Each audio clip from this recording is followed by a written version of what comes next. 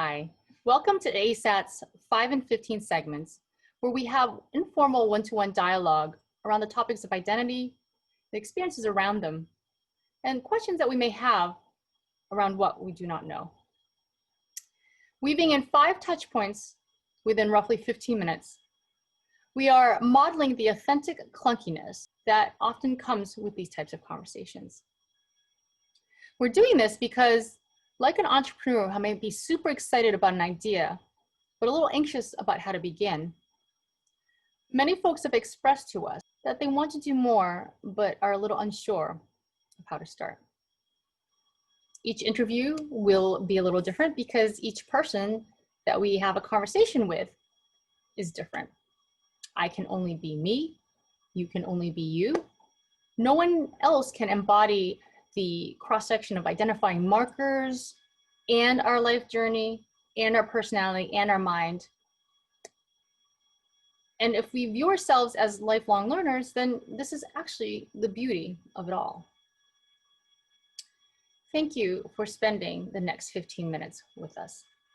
We hope that it inspires you to have a conversation, to have it differently, to have it better, to have it messier, or to just have it with yourself. But we ask you to please consider having it. Thank you. Hi, welcome to 5 and 15. I'm Vicky Davis. And I'm Mirko Chardin.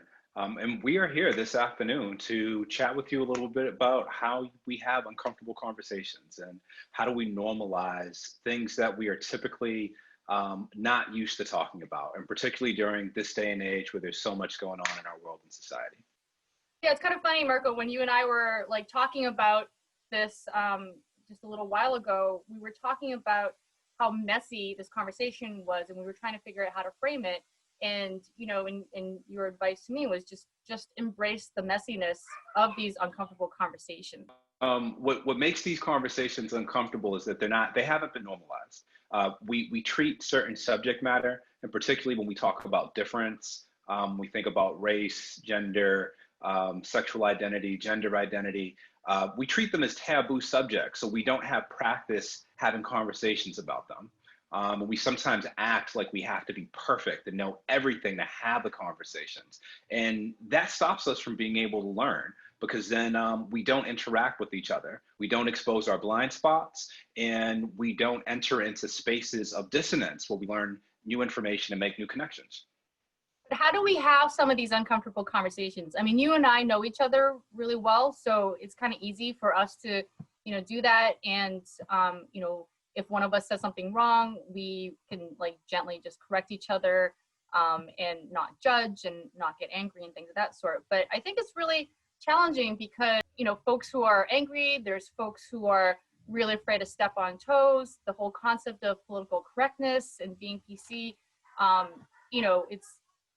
it's almost, really in itself, really challenging to deal with. I remember one time I was with a good friend of mine, and he and I were going out to lunch, and while we were going through, walking through a door, he let the door slam in my face. And I said, why didn't you hold the door open for me?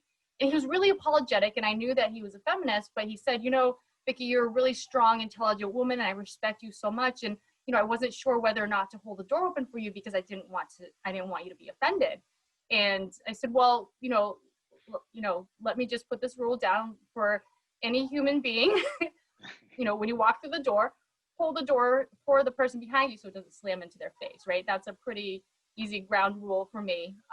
But, he reacted that way because he's been reprimanded before for holding the door open for somebody. So I think that's a great example of what I would call putting intentions before impact. So there might be this sense, and it sounds like, considering your relationship with him, that there wasn't a sense of trying to offend you or do the wrong thing, but the impact, what happened as a result of that decision making led to a circumstance that wasn't what he wanted and certainly wasn't what you wanted. I think the way that we circumnavigate that is by being able to ask questions. Is it okay if I grab this door for you right now? If I need the shared context, it's because sometimes it's okay for me to do it, and sometimes it's not okay for me to do it. Right. But let's not have assumptions, and have authentic conversations with each other. Right. And also not be afraid to stand up if you did feel it was wrong. Right. And so while he and I knew each other for a while, and I was like, hey, hold the door open for me. What the heck was that about? I mean, there's definitely, kinder and, smoother ways to basically say, what just happened there? Why did you say that? Why did you do that? Right. And it's okay that if there is something that you're uncomfortable with, to actually bring it up and say, hey, let me point it out. That wasn't okay. Absolutely. We have to normalize being able to share things that show endearment, in the same way that I value and appreciate it if somebody tells me that I have spinach in my teeth or that I have pepper in my teeth. That might be something that's embarrassing in the moment because I don't want it to be exposed that I've been walking around with stuff in my teeth. At the same time, I appreciate getting that feedback because I don't know what I don't know. And that may be a blind spot or an area of lack of awareness for me.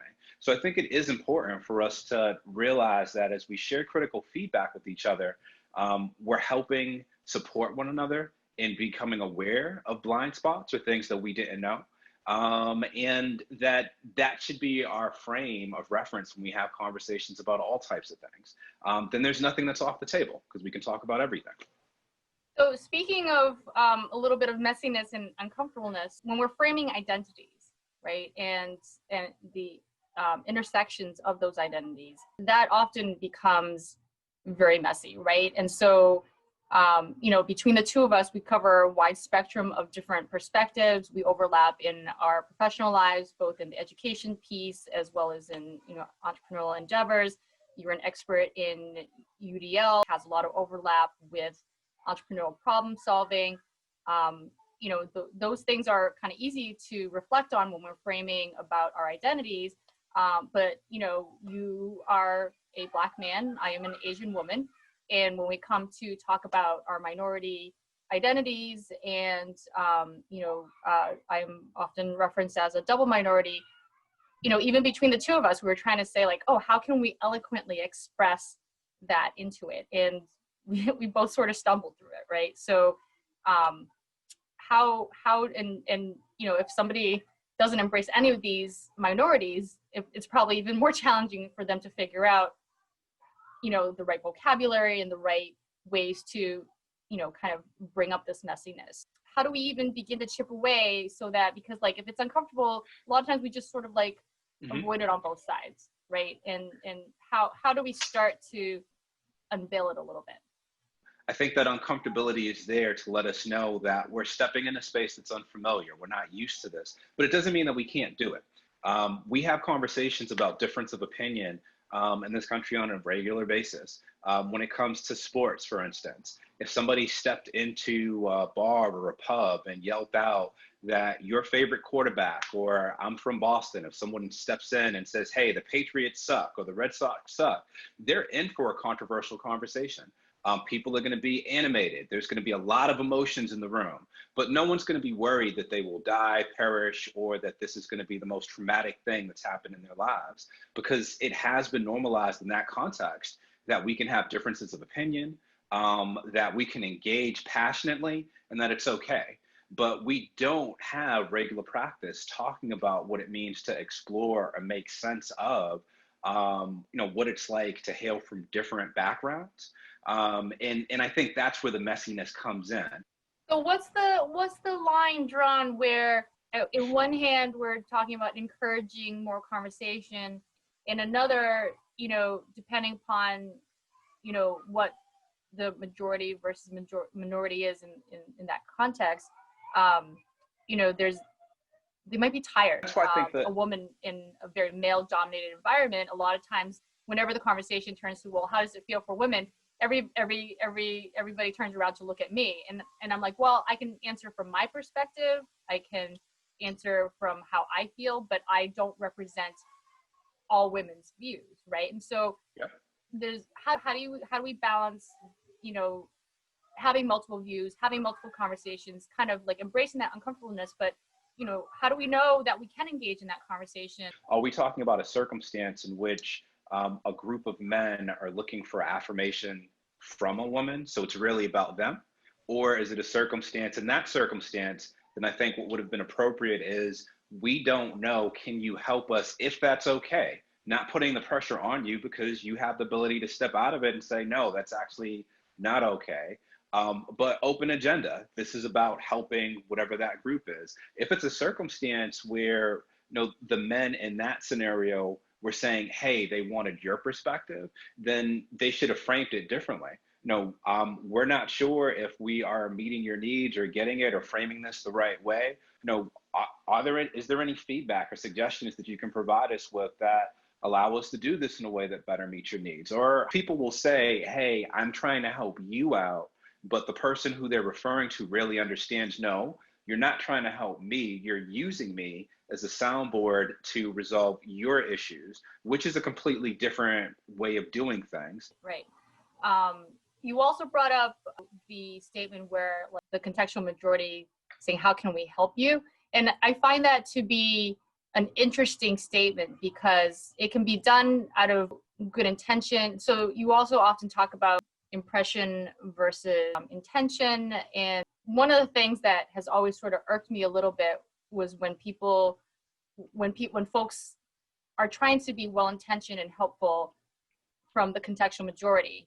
It's not necessarily about the majority helping the minority, like in a, kind of a, let me help you out in a charitable fashion, because I think oftentimes it's more about removing obstacles and barriers so that the minority, because you also have often talked about how minority, oddly enough, isn't a numeric representation, right? And so whatever that contextual minority or contextual majority is, there's this tendency of like a Superman complex where they will come in and say, let me help you. You are the minority, let me from the majority help you out. And, so I am a little uncomfortable with that kind of scenario. Oh, I'm very uncomfortable with that, because I think it goes above and beyond semantics. I think it speaks to how we are valuing ourselves versus whoever we are framing as the other who's in need of our support. I think it also creates this false narrative that if we think we're good, that we're good and we are good enough and we don't have any self-work to do.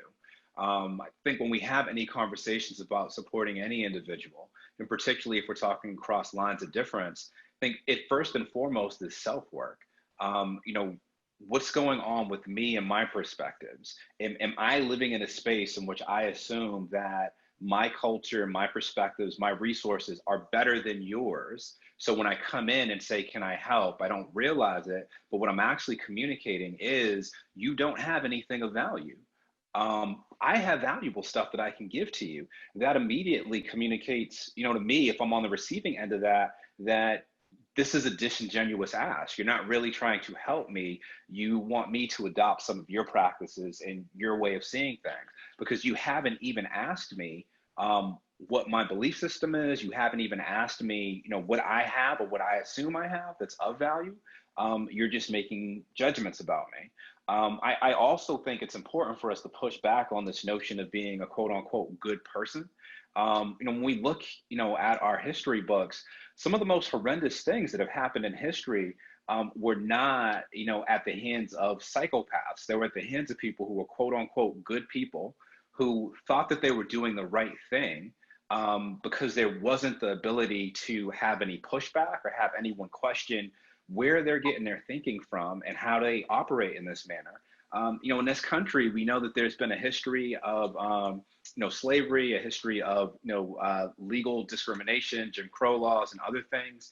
People who supported those laws and engaged in those practices were people who thought that they were good people, but believed that, folks of African descent in this country were subhuman, and that gave them the right to do things that we now know were heinous and horrible, because they thought that they were helpful at the time. So this idea, this conception of goodness is also something that we need to confront. Thinking that you're a good person has never been good enough to do something that actually supports another individual. And I think that's where we really need to lift up, the tension between, intentions or intent and impact. If you are authentically doing something for somebody else, then it's really about how this manifests in and through their life. Right. Now, in other areas of our society, um, we don't listen to critical feedback because it hurts our feelings. And we say that people are being offensive, we say that they're being disrespectful, but the truth of the matter is that someone is sharing something that's making us feel uncomfortable, and opposed to us doing that self work and saying, hey, where's this feedback coming from? Or what am I doing that is leading to them having that perspective or impression? We get defensive. And that's where conversations fall apart. Great. All right. Thank you. And that is the end for today.